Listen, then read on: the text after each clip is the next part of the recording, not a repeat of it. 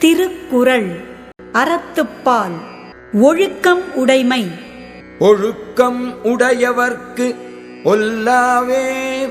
ஒழுக்கம் உடையவர்க்கு ஒல்லாவே.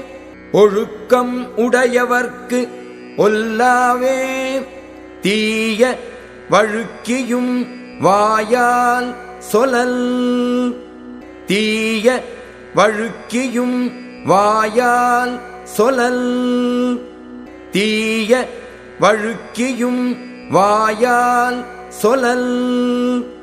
தீய சொற்களைத் தவறியும் தம்முடைய வாயால் சொல்லும் குற்றம் ஒழுக்கம் உடையவர்க்குப் பொருந்தாததாகும். It is not possible for the people of noble disposition to utter improper words even by the slip of the tongue. ஒழுக்கம் உடையவர்க்கு ஒல்லாவே.